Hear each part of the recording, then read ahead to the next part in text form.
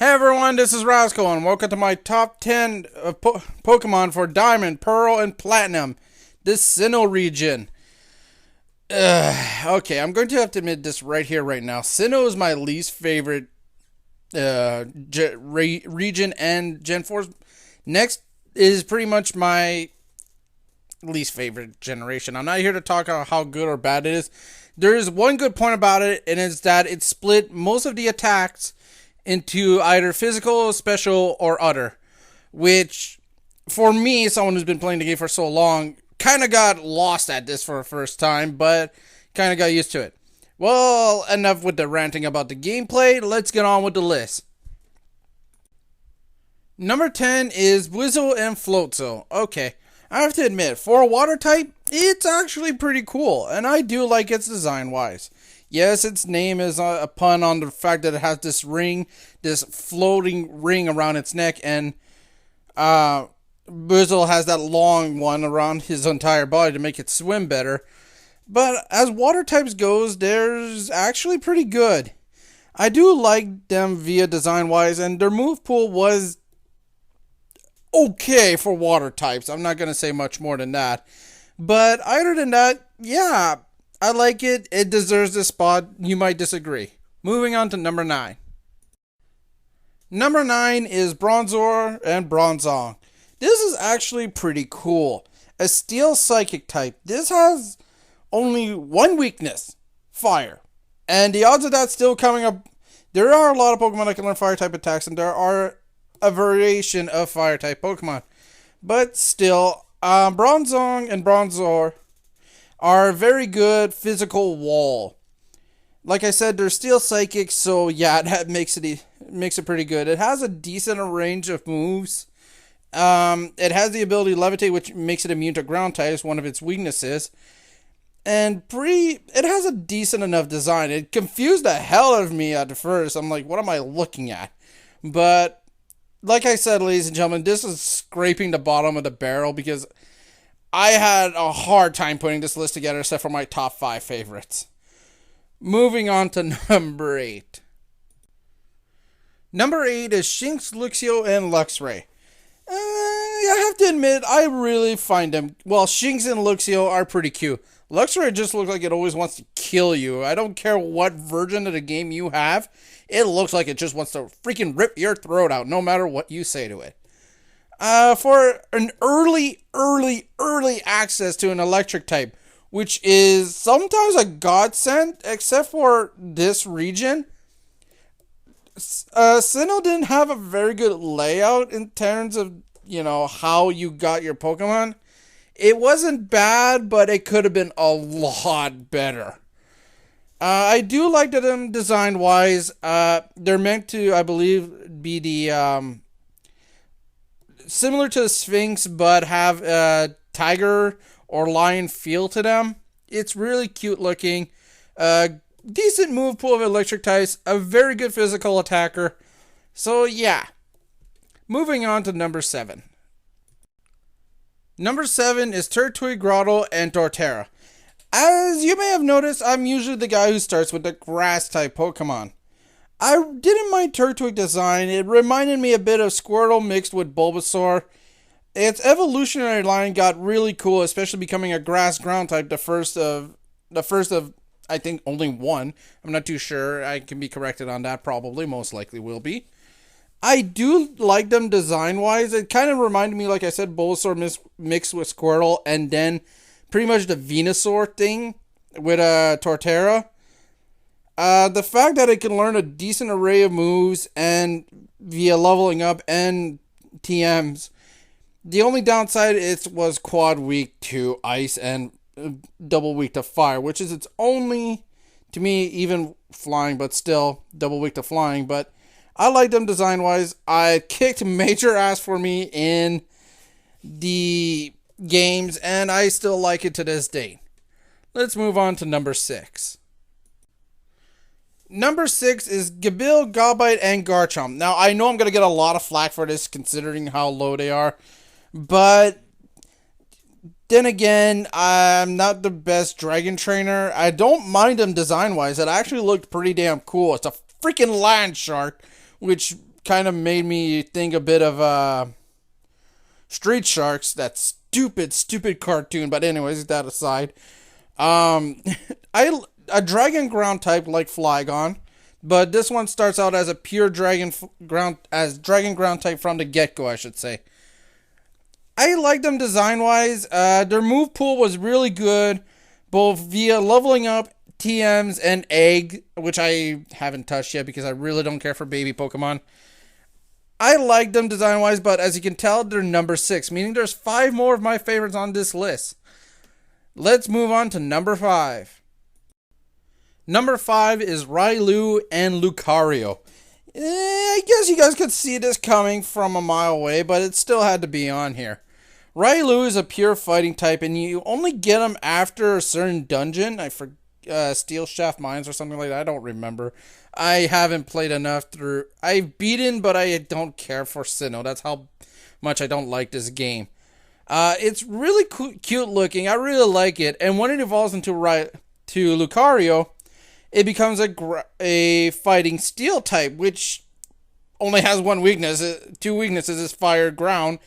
And I really like them design wise. They were obviously shown, I think, in the anime and in one of the movies as the starring role. One of the few Pokemon that can learn Aura Sphere at the time being, not via breeding, just normally leveling up. It learned since this Pokemon evolves via friendship, Railu can learn a lot of good fighting techniques and unique ways to battle, while Lucario can learn a variation of both fighting, ground, steel, fire, ice. It's really it has a very good move pool. I like them both design wise. Railu's really cute. Lucario just looks badass. And this is my number 5. Let's move on to my number 4. Number 4 is Frostlass. From a design standpoint, this Pokemon actually looks cool. She's meant to be based off the Japanese Yukino, or it's supposed to be the Ice Woman. She actually is really cool design. She's an Ice Ghost type. A good move, one of the new combination types. I really like it. I think up to this point it only has 2 weaknesses, Fire and Ghost. I can be wrong. I know someone will correct me. Please do, but please be polite about it. A move pool is actually very decent for both the fact that it can learn Ice, Ghost, and I think it can learn a few other moves via TMs and HMs.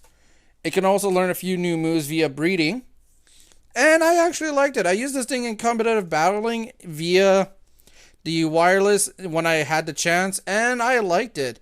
And it continues to be one of my favorites to this date. I have it in my team right now in White 2. And I hope to have it in my team in Pokemon X and Y. Dear God, I'm losing my memory right now.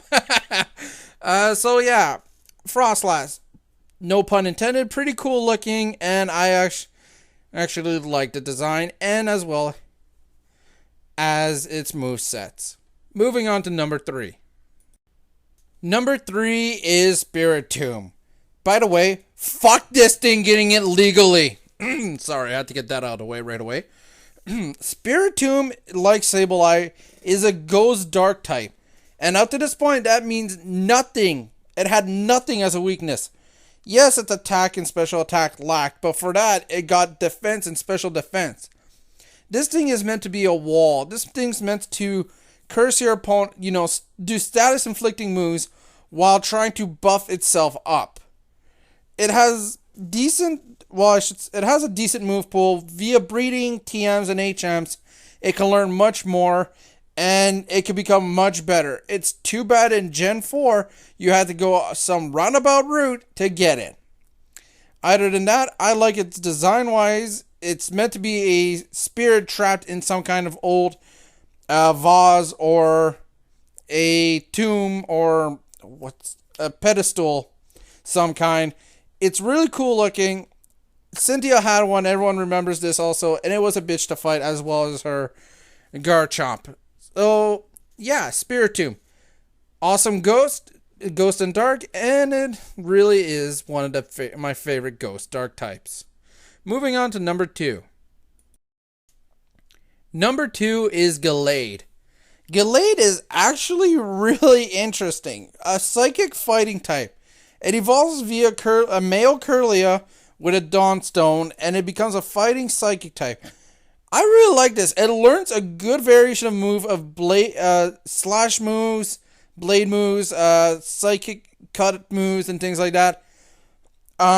Its design is a little iffy for me, but it makes me think of the old Knights of the Round Table. Its design, it has like an armor, a knight helmet. It looks like it's wielding tonfa blades. For those who don't know what a tonfa is, check them out. Google search it. It's really powerful via a physical attack, but it's not one of the best. But I liked it. It did some very good things for me, both in the game and as well as online competitive. It's one of my favorite psychic types as well. And also fighting types. I try to have this thing on my team just like its other evolution, but I can do better, I know, but it's still good on the team. And my number ones are Leafeon and Glaceon. Okay, you guys knew this was coming. I had Eevee evolutions throughout this entire video. Leafeon and Glaceon having new Eevee evolutions is pretty damn cool. I always like it. Eevee is one of my favorite Pokemon. Yes, I put it low in my Kanto one because I forgot to mention that in the video, I should say. I forgot to mention that I'm basing them on how useful they were in the game. I probably mentioned it, but I forgot. It's weird, though. Glaceon, I can understand trying to evolve it in an arbitrary way. We've never had a way to evolve it, an ice type, easily. Leafeon, on the other hand, evolves the same way as Glaceon by being near a rock and leveling up an Eevee. It's just that this one has to be... But we have a Leaf Stone. We have a perfectly good Leaf Stone, but we don't evolve Eevee into Leafeon via this Leaf Stone. This always bugged the hell out of me. I hope one day they do fix this. I hope in Gen 6, X and Y, they fix this. Really do. Via competitive wise, they're okay. Leafeon, I believe, is meant to be more of a physical and Glaceon being more special, but I can be wrong. I never got a chance to use them in competitive battling, but I did get the chance to use them in the single player, and I liked them. Their move pool can be better, but for Leafeon anyways. For Glaceon, it's okay. Since it's an ice type, it can learn a good variation of attacks. Still, they're both cute. Since, of course, they're Eevee evolutions, they have to be. And actually, I'm proud to have another set of Eevee evolutions, a new elemental line. Well, that was my number 1. And those were my top 10 for Diamond, Pearl, Platinums, the Sinnoh region. As I said, I was really scraping the bottom of the barrel with these ones because it's hard on this one. Now, not liking the region and the games withstanding, and of course, this region has one of the most abundant amount of legendaries, which was really hard to ignore considering that, legendaries are meant to be powerful, but I did set those rules. I did set those rules because I wanted to. So that was Sinnoh. Tune in tomorrow for the last one before X and Y comes out, Unova. And that one will be a lot better.